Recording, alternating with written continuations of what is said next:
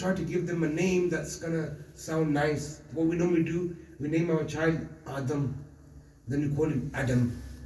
We give our child the name Daniel. Great prophet, Daniel. Yeah, or Danny. So don't give your child a name that sounds nice to you. Give him the name that when Allah says, yeah, Ya Muhammad. Ya Muhammad, stand up Muhammad. Whoever's name is Muhammad will stand and be forgiven. That's the right for you. That's you giving a gift to your child. Yeah? So give them a big, call your son Muhammad. And there was great ulama whose names were Muhammad, son of Muhammad, son of Muhammad, son of Muhammad, son of Muhammad, son of Muhammad, Ibn Jazari. Okay? Great Imam al-Qira'at, great Sufi scholar. My first name is Muhammad. My father's first name is Muhammad, Muhammad, Muhammad, Muhammad, Muhammad. But in Nepal, they give you Murakkab, 2 names, Muhammad Rizwan, Muhammad Imran, Muhammad Kamran, Muhammad Uthman, Muhammad whatever. But your actual name is Muhammad. They call your son Muhammad as well. Yeah? And they call him Muhammad, the big one. Call him the Muhammad, the younger one. Yeah? But call them Muhammad. Muhammad is the most beautiful name.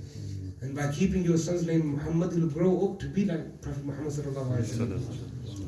That's the second right. The first right, pious woman. Second right, beautiful Islamic name. Third right, Islamic knowledge. Fourth right, help them to start the entire cycle again.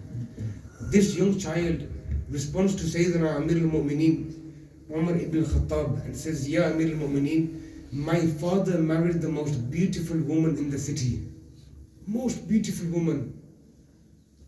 And she was a dancer. My mother was a dancer.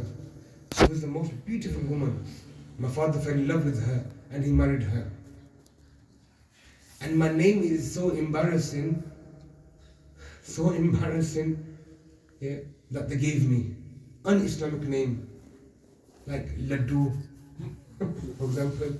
Some random name, yeah, un-Islamic name they gave me. It has no meaning. And knowledge-wise, my father gave me a stick, yeah, and look after Janwar, animals, shepherd.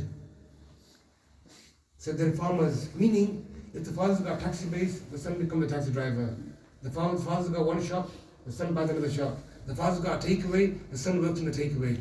Meaning the sons follow the father's trade. Yeah, if the father had Zameen Bariyan and Janwar, and the sons become a shepherd. Because that's the knowledge that he gave me, meaning business studies. That's what we would classify in today's day and age. Practical business education.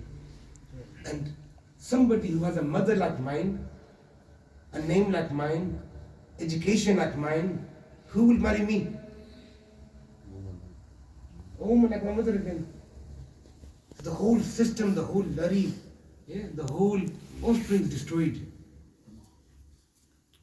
Sayyidina Umar ibn Khattab's response, the leader of Mu'mineen, the response was to the father.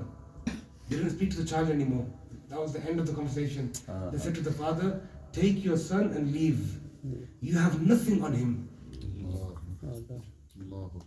They didn't say to him, it's your tabiz, mein dena ji tabiz, azri karne hain ji. Yeah? Nik diwan soap on ji, chuk chuk kar samay. No. Allah. Look at the response. This is Amir al-Mu'mineen, Sayyidina Umar ibn Khattab.